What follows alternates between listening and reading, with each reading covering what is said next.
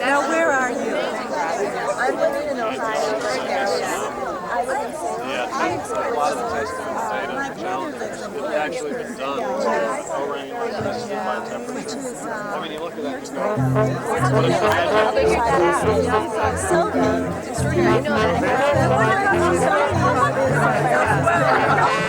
Years old. Really? She may well be. She may well be one of the oldest people with adolescent diabetes onset. Isn't that interesting? Yeah, isn't that interesting? Well, it's a neat party. It's just the kind of party my mother would really. The trombone's real good. Yeah, this is a pretty good group. I think.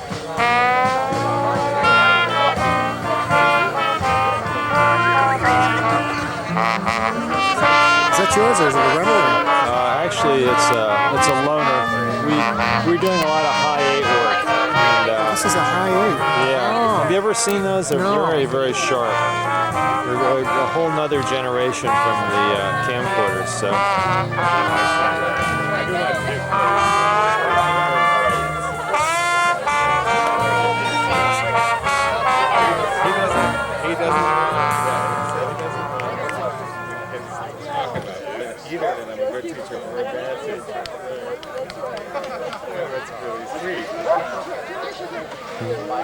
I'll tell her. Is this a stereo? Yeah, it is. Stereo as well. Yeah. It's for microphone. There's, I think, just one. So it definitely kind of takes. limited in terms of the. It is the lenses and stuff, Yeah. but. You can understand because if it was a parent, you could window seller, but there's another. It's a teacher. That teacher-student relationship is. Well, famous last words for Elsie. She's one of my favorite people in the world, and I wish her many happy returns.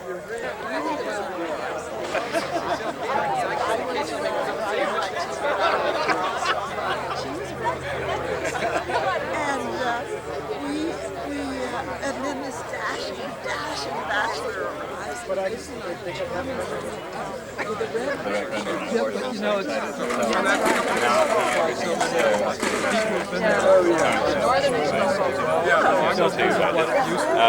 And it's also depressing, so I went out to San Francisco to see if I could do it there as well. Are you doing it from London? Yes, Doing ads in the papers? I have agents who have villas and houses and flats in San Francisco. This in America, it's San Francisco, and the Monterey Peninsula. Are you from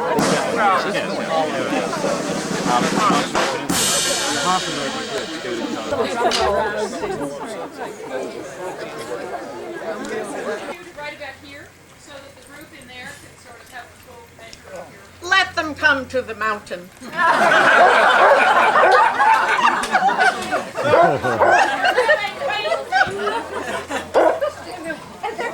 They're coming. In any case, you might be interested to know that Petey and I came to Bennington College together back in 1939. And something called the Bennington College Octet, which was great. And we sang our way through college. And we have a 50th reunion coming up. If you do your arithmetic, you'll understand that. And we're going to try and get some of the original octetters back, and we might do a little singing then. But meanwhile, all these years, in between, she and I, whenever we got a chance, tune up. And we sing, and we still sing some of the old barbershop stuff. So we have a song here, which is an oldie, but which we sort of made a slight change in to sing to Elsie and Paul. No. Hurrah! Yay! So we'll do it and hope it comes off all right. Is that the right key for you? On a Paris honeymoon in the merry month of June, a dreamy land of mystery where the lone lotus flowers bloom beneath a Paris moon. We will sing love's old sweet tune, and together we will wander on our Paris honeymoon.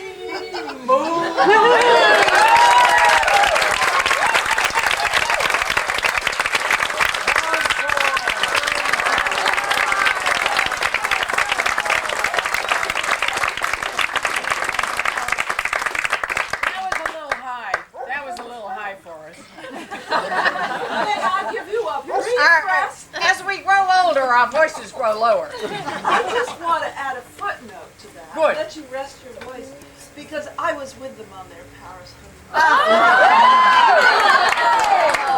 Do you want to hear this story? And I put them aboard the train with the most beautiful lace nightgown I had bought in Italy. I was the maid of honor and the best lady and all the rest of it.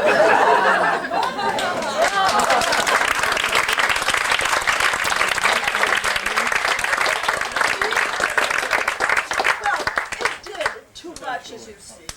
Boat train. And Elsie was of a certain age, and I don't know what Paul was of.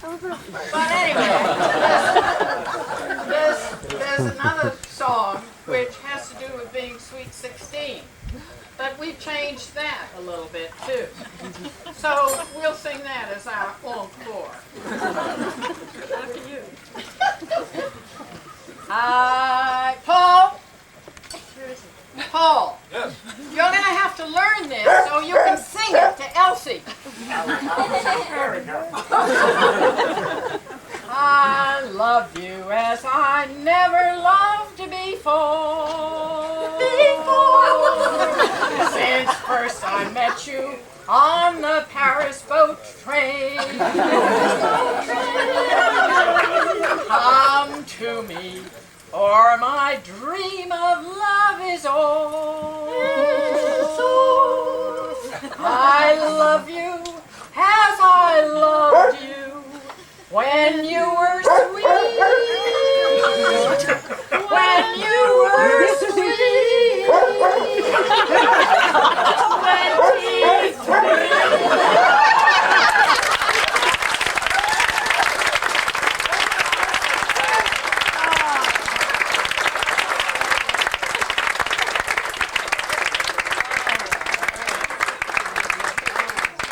Conditioning is just right there. I have set of the original octet record. I am presenting this precious volume to Peter and Rebecca for their 50th anniversary. Used the nightgown, and I said, look around you, you have only to see the result.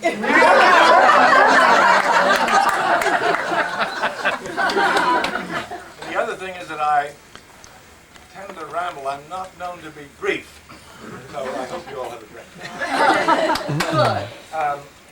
I have enjoyed 48 birthdays with Elsie.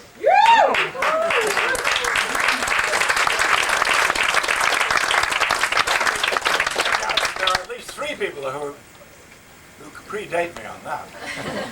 However, in that course of the 48 birthdays, years, I've heard many wonderful things said about her as a person and about her as a wife and a mother and a grandmother. And it's really, it's all very well deserved. But I think if I'm going to paint the absolute true picture, I would have to tell you that once in a very rare times there were some adverse comments. You know, the thing that's most hurtful to a mother is to be told that you are an irresponsible parent. And I can remember about 5 occasions when Elsie was accused unfairly. The first time, and it was maybe the most dramatic, was when we lived in a town called Würzburg, Germany. Susan was just under a year old. We used to lug her around one of those little canvas infant sleeping bags. And we decided we wanted to go skiing in a place called Garmisch-Partenkirchen. The difficulty was we had a Fiat Topolino 2-seater, and there was no way we'd get a baby and all the ski equipment in the thing very easily, so we decided we'd better take a train.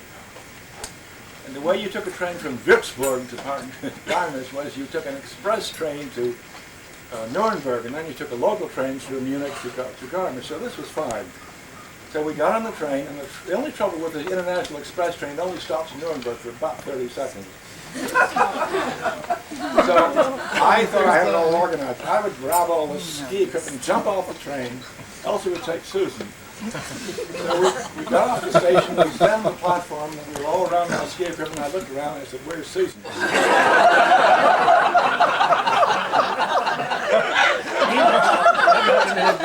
The train was gliding out of the station. And you know, it's unfortunate to lose a child on the train. This was kind of a special circumstance because the next stop on the train was Prague, Czechoslovakia. And the problem was in 1948, the United States and Czechoslovakia had no diplomatic relations. So I could see this could quickly become sort of an international incident. So what I did, I jumped on the train, pulled the emergency switch, and stopped the train. By this time, I grabbed Susan in her bed and got off on the tracks and ran down the tracks back to the platform. When I got there, the entire local Bundesbahn bureaucracy, very guttural terms. I mean, I was the one, after all, who pulled the chain and stopped the train, but they were telling her that she was an unfit mother.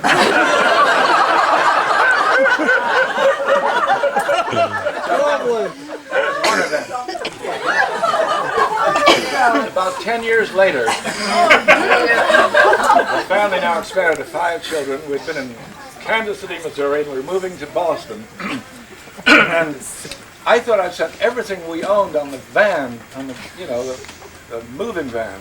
But I found when we left that the whole station yard was totally, absolutely every inch was filled with stuff. In fact, the 5 kids found their little space like in a haystack in the station wagon. And of course, going from Kansas City, we made quite a lot of rest stops. And we finally got to the New York Thruway, and we made a rest stop, of course.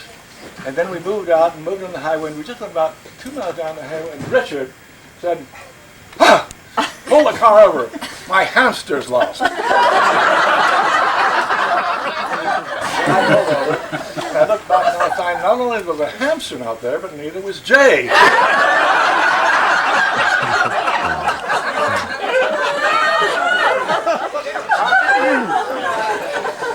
It was only about 2 miles back from the rest stop. But if you know how these throughways go, it was 54 miles to go. Turn around and come back.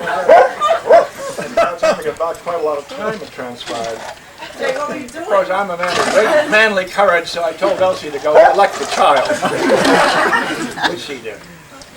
So that was another, and as a result of that, Elsie got a lecture, again, courtesy of Howard Johnson, about what it was like to neglect children.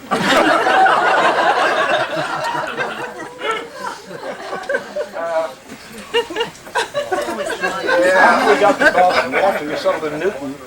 We were shopping one day in not Filene's, in Jordan Marsh. We had Richard with us. Only suddenly he disappeared. We learned subsequently, by the way, that what had happened, he was very much attracted by a man who was had a kitchen utensil who could make great artistic things out of vegetables. But anyway, he disappeared. The store was about to close. We went up and down the whole place. We couldn't find him.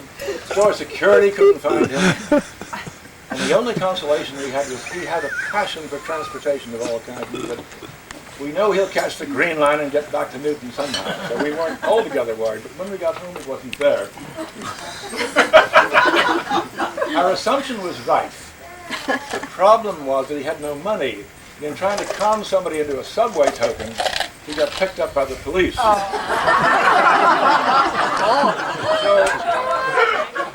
we had to pick him up, and once again we got a lecture from the Boston police.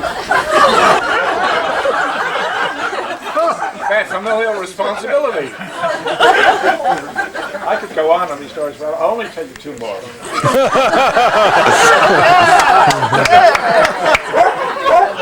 When we were in Kansas City, Hildy was at 4, and she had a friend constantly with her called Kathy Curdow. And they were always inventing things to do which were, well, they were horrendous things. We had to turn them down. And they didn't take that very well. And one day after we said, no, you can't do that, they had a conference, private conference, and decided that they would get a more humane family if they moved over to her house.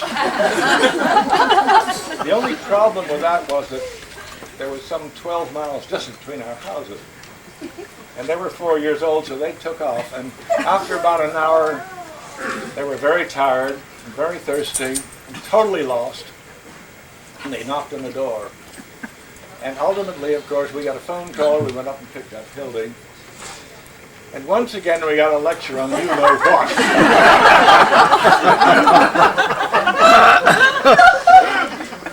I will only give you one more. Sorry. When we were still in Kansas City, and Kansas City is a kind of a city that in the summertime the nights don't get any cooler than the day, though. They're pretty miserable. And Chanel was about 2, and she was very hot, and she quite wisely took off her night clothes and her diapers. She still couldn't go to sleep, so she got out of her crib, walked down the stairs, somehow walked out the front door without our knowing. And the thing was, at that time, my mother used to visit, and she used to stay at an inn nearby. She was wise enough not to stay in the chaos around her. And she used to come in the morning and take 1 or 2 children and put them on the bus and beg to in and absolutely spoil them rotten for the day. So they thought she was absolutely wonderful. So Nell at 2, having stripped all her clothing, walked out the door, managed to find her way to the bus stop. And by that time she was attracting quite a bit of attention, including the police. And the only thing she could tell them she wanted to go, she was going to Lolo's house.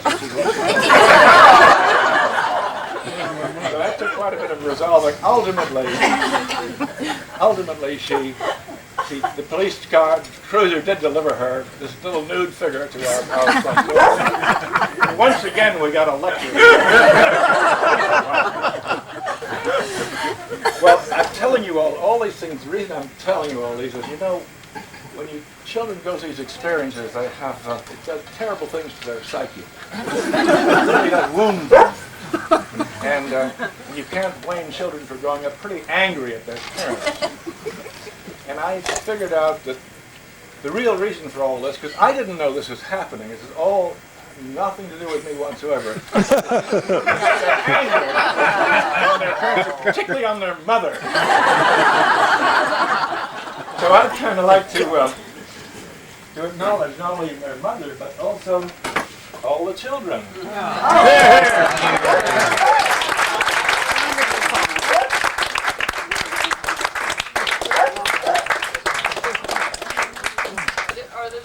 Was that those are the only 5 things they ever did wrong.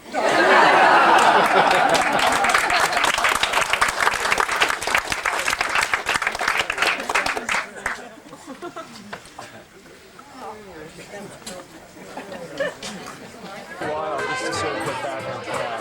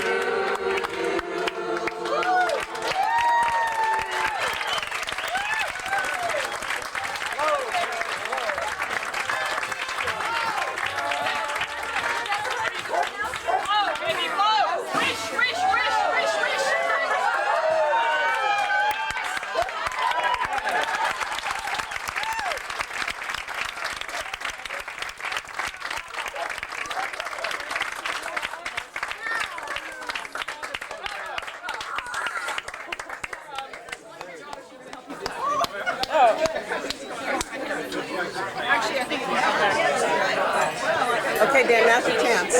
Elsie? Yo!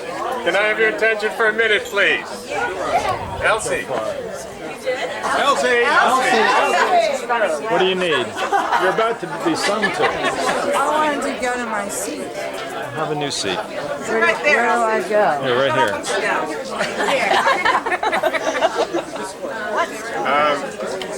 My wife Janice and I have been adopted children of Elsie and Paul, and adopted siblings of their children. Except we're not really official because we've never been left anywhere. Yet. So I would like to sing a song with all of your help that expresses how they have felt about each other all these years and how we feel about them.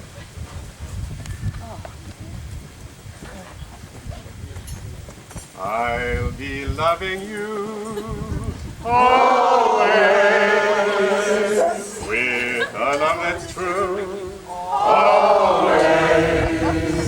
When the things you planned need a helping hand, I will understand. Always, always.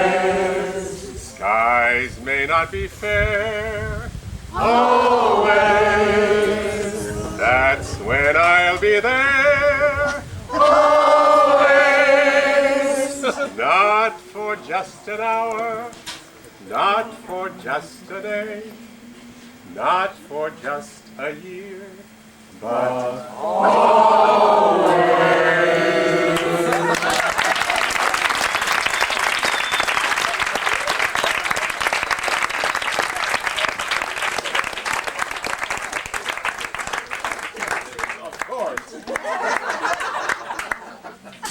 I just want to make a toast to you since I just kibitzed. Elsie and Paul were the first people that knew that I met my husband, which was 19 years ago. They were the first person to know that I was pregnant with my first child. And I have nothing new to tell you. But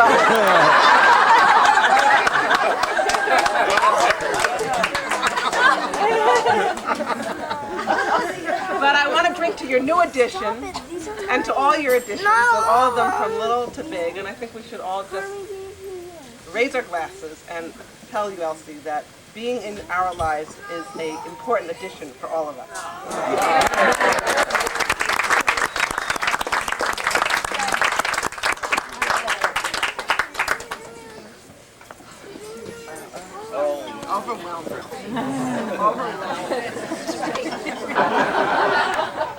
I wonder who that one looks really interesting. I wonder who they are.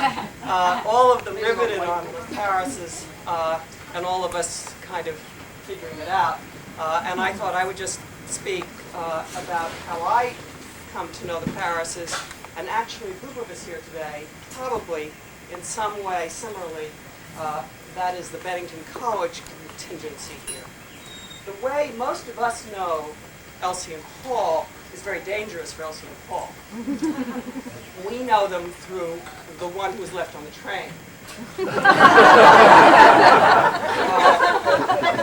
And you could have let her go to Prague, Paul.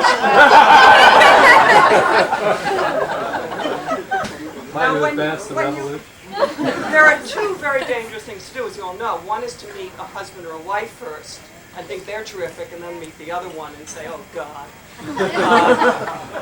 Even more serious is when you meet the kid and then you meet the parents.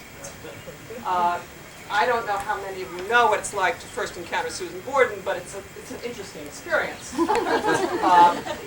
Businesswoman, yes, but that doesn't tell the story. Student at Bennington, yes, but she cleared out of there before she had finished. Intellectual par excellence, but that doesn't do it. All kinds of things, you know, science, running around with neurological institutes and Nobel laureates and all kinds of things. And this is supposed to be, you know, the cigar-smoking backroom board member, chairman of the Educational Policy Committee, etc. And so when you first get to Bennington and meet Susan Borden, it's kind of interesting. Now, an assistant of mine, not myself, who's no longer at the college, Paul, that's the way a whole group of us here know Elsie and Paul. And I said, oh, what was that like? And she said probably what is a quite astonishing compliment to our hosts. She said, you know what? I said, what? She said, they really are the right parents. It actually makes sense. And I said, not possible. Yes, they said. I said, why? And she first focused on Elsie. Paul, I'm sorry, but that was her first choice. And Elsie, after all, is our birthday girl today. And she said, well, there's something about Elsie Paris and creativity and a kind of excitement and liveliness of spirit. She said, it's exactly right. So to that creativity, to that liveliness of spirit, which everyone here has touched and loved and reveled in, and in today's beautiful event is somehow captured in all white, which doesn't begin to cover the sins underneath it all.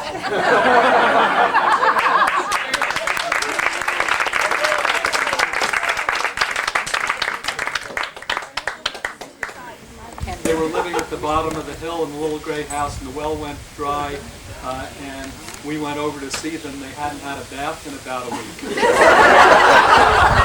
And so we insisted they come live with us for a while and get bathed. And so, you know, with those two kind of first strikes, and they became our children's grandparents of choice.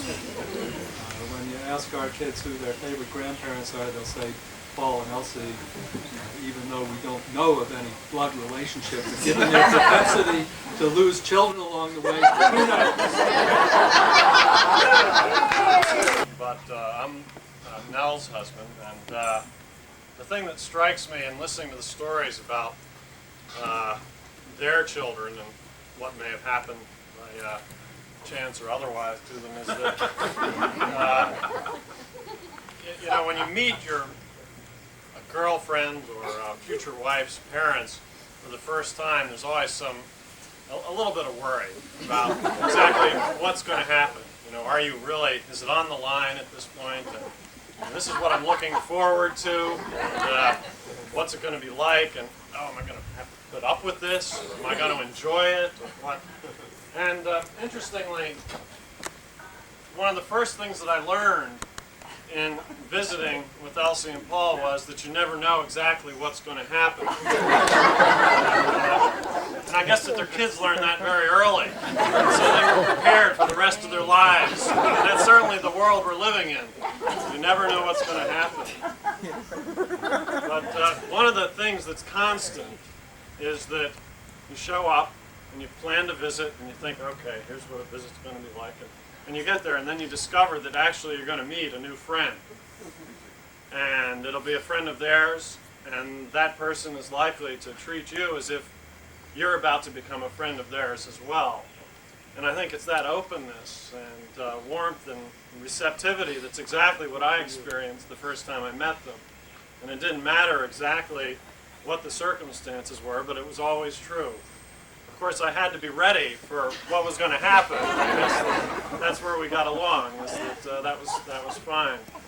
So in my toast, I just say that, you know, be it from the past or looking towards the future, that's the kind of spirit we all need to have to meet the challenges that we have, both in raising the next generation or just continuing on in our own. Cheers. I want you to know that I am the person that introduced Elsie to my brother.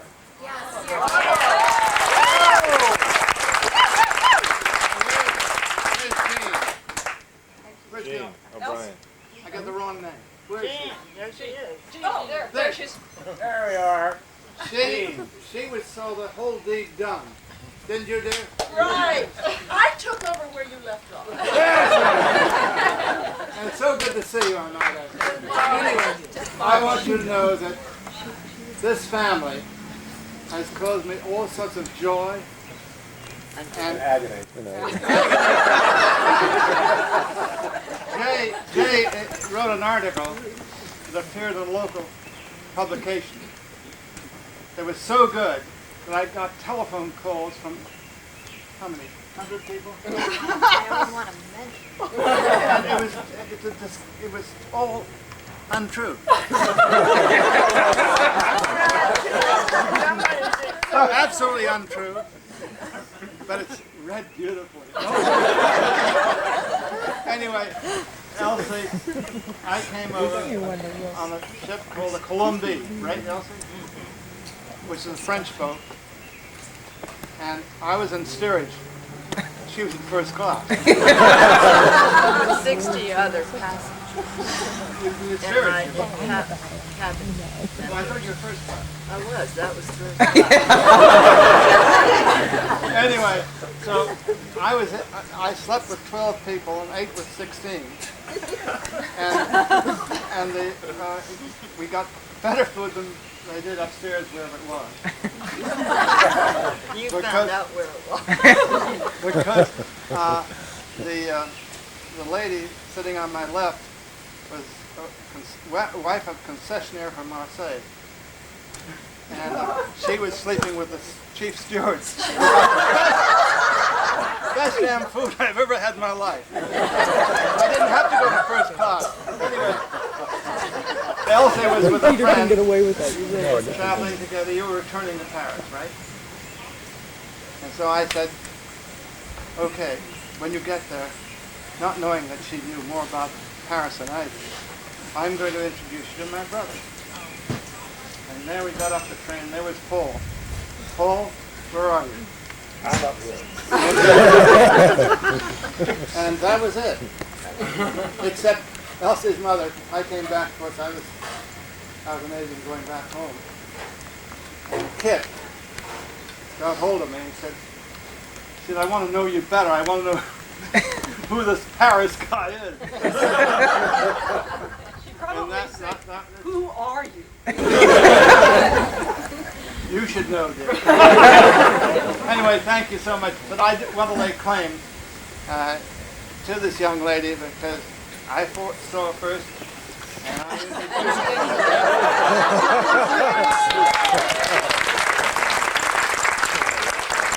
Elsie led the way. She was going to get out of college. We were both majoring in French. She was going to get to the ETO, which was in the name of Europe, European Theater of Operations, entirely occupied by enormous 800,000 American men. Figures. And most of them Figures, Elsie. were in big encampments, Camp Lucky Strike, Camp Philip Morris, and all the great ports, waiting to be shipped back to the United States. In the meantime, the tons of equipment, American equipment, which had won the war, had poured in from all those same ports on what were called Red Ball highways. These were highways that were set up on the routes running from the ports through to the center of Paris, and then as the armies pushed the Germans back into Germany to carry the war there. They were one way, there was no speed limit. Trucks, U.S. Army trucks, poured through non-stop, every little time. Didn't matter, children learned not to want their arm off too. Chickens never did. But the great effort had come to an end, and now the armies were leaving. And Elsie and I arrived, and I arrived after she did. She got to the embassy in Switzerland because she accelerated. And she got there in February, darling, was it? She was one of the first American civilian women not in uniform to get to Europe. Paul had been there in the war, leading his platoon, and I must say he was a tremendous war hero. He was, and somebody should tell that story. But Elsie and I led the way for the American civilians, and we got a lot of attention. And so Elsie would come down to Paris when she could, and we would have all sorts of adventures. And some of this mountain mountain peaks of equipment that we had manufactured and shipped. Who was it? What did they call her? Winnie the Welder and all that? Rosie the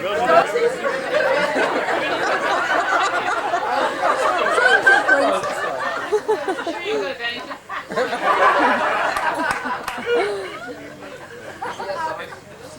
had been heaped in piles and spread out on all the empty airports. And I took a train up to an airport called Belcel in Belgium and bought a $200 Jeep. And that was about the time that Paul arrived. And so Elsie was by then working at UNESCO, and I was going to school. I'd abandoned the embassy temporarily, and Paul was trying to open an American Express office, and they had assigned him a wonderful little, oh, he was in the Faubourg Saint-Honoré Hotel, what was it? Anyhow. And they'd given him a maid's room on the top, and then a little red, absolutely, wickedly. That was my room. Is that the room they gave you? Red carpets, red velvet chairs, gold frames, and mirrors. Evil. Elsie, I think you'd better leave again. Elsie and I would arrive at the salon with baskets of oysters, and Paul would arrive with white wine. And this was in the winter, the first winter that Paul was there. And then we would get in my Jeep and we would drive up the steps of the great cathedral on top of Montmartre. And then we would go down to the Halles as it was getting light. This Jeep was called Guidon, by the way. We'd have our onion soup and sleep a few hours and then we'd go to work. And so life progressed and romance blossomed, and a couple of springs later, a delightful wedding. And I saw them off on the train. And working very hard to get into college, and I thought that I had done this great thing by getting into Princeton, and I came home and found out that she had just gotten into Harvard.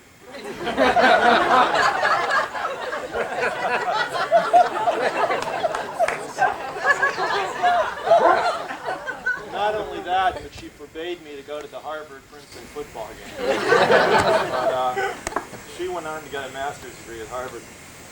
It just seemed like it was a constant education. It never ended. I remember during the Vietnam War coming home to Princeton and saying sort of casually, you know, this Vietnamese thing, if something doesn't sit right with me about it, she said, something doesn't sit right with you about it, she said, come in here. And she opened the living room door, and there was a committee of the Peace Mothers from New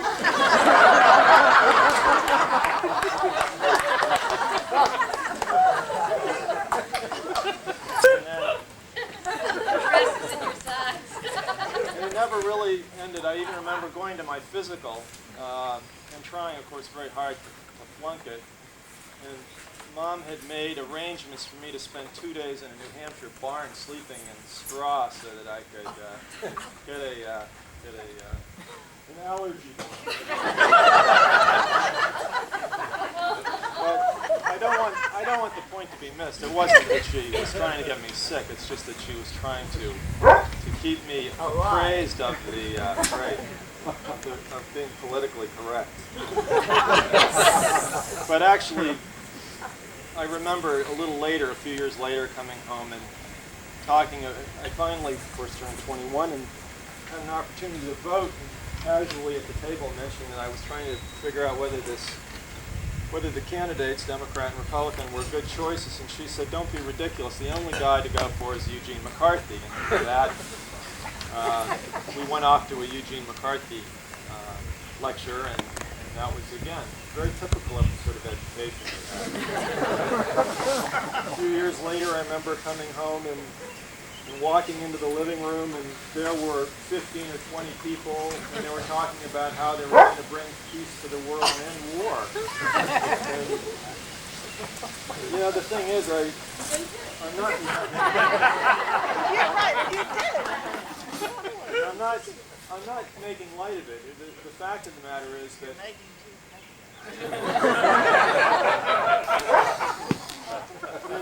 truth, it's rare that a parent gets to be a teacher, I think, to their children, or maybe as you grow older you realize that it's time to start listening.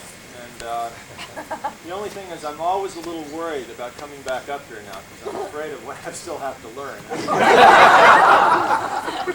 I do want to toast Elsie for her insights, and I think it is remarkable that someone who is a whole generation older than I am has been so much smarter than I am.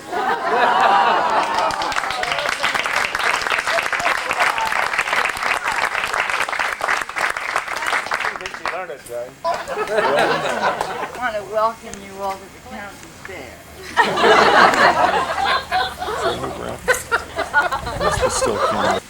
Kind of an informal picnic. We were going to have it a week later than my birthday, which was last Saturday. But these kind of peculiar things kept happening. Just deny him. I don't know what I'm doing. I mean, the children just, they don't call normally every other day.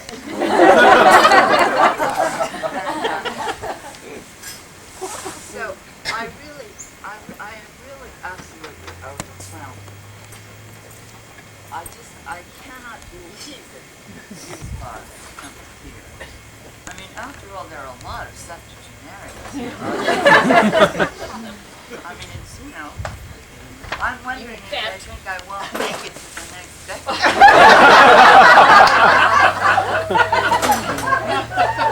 So I love this practice. It's absolutely beautiful. It's taught me untold moments of sort of apprehension.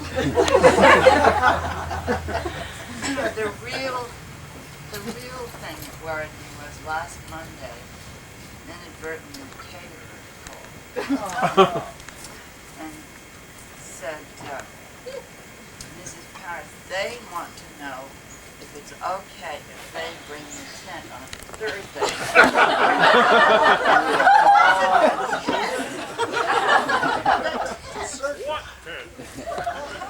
And she said, oh yes.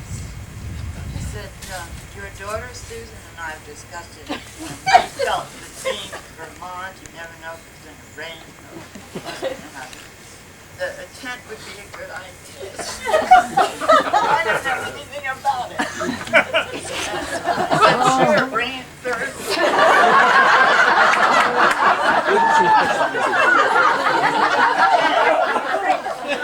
I thought, why should I be pushed around by this idea of bringing a tent on Thursday? I'm not even through with the garden. So I said no. I called them back and I said, no, you may beg to bring the tent on Friday. So that's the only assertive thing that's happened. But you're all wonderful to me. I love every minute of it.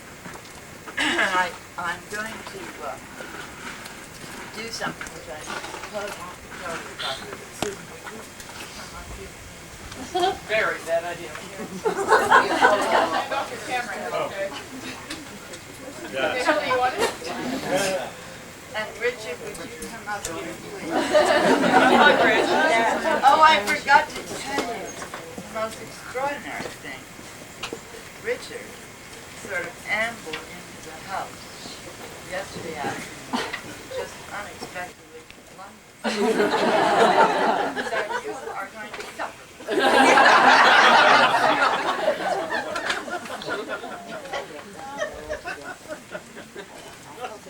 Now, Hildy, will you Zell. Hildy, you're not in order.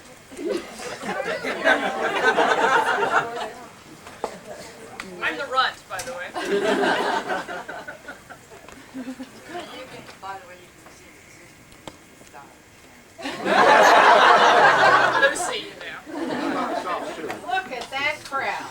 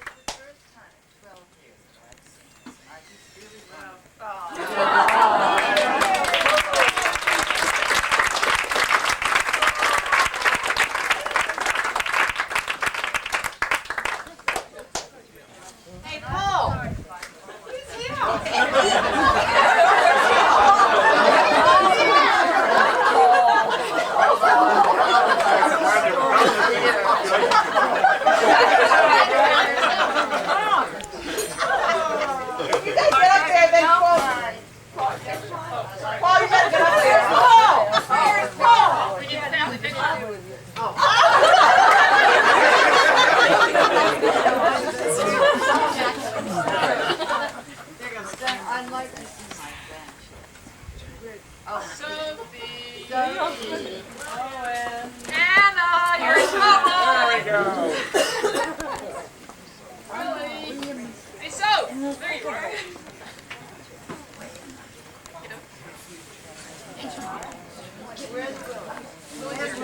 Okay. Great.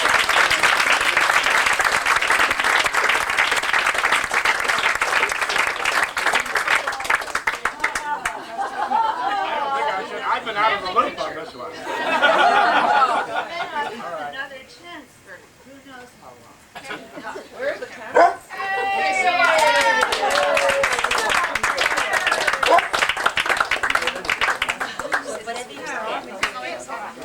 thank you guys for coming. Okay, ready to separate from others. 1, 2, 3.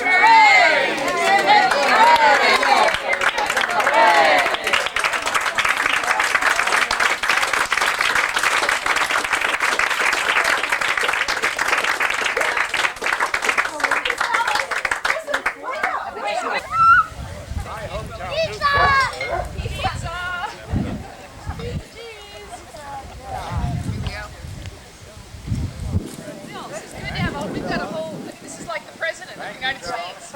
I Maybe out of Garden too. know. Oh, well, it's all right. Tyler's our guy.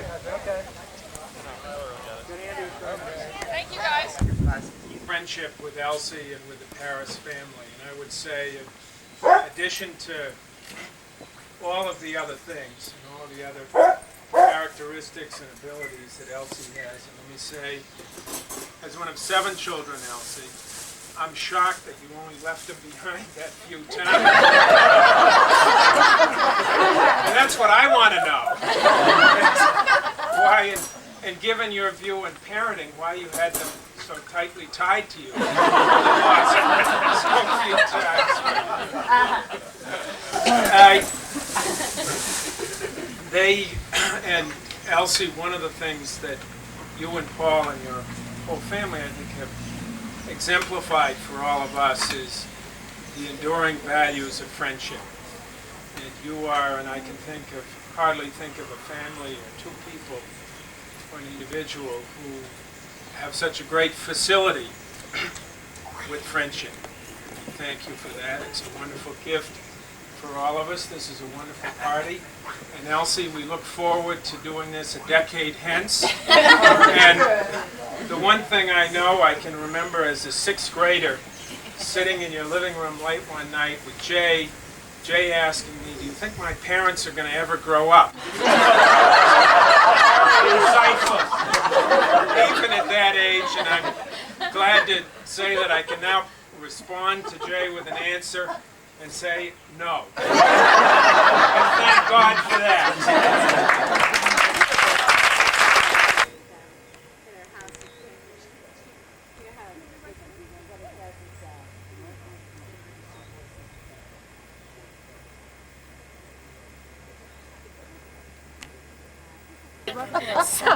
So this is our new, get rich quick scheme. It's worth a try, right? I mean, Something we can all contribute to. we can help you, yeah.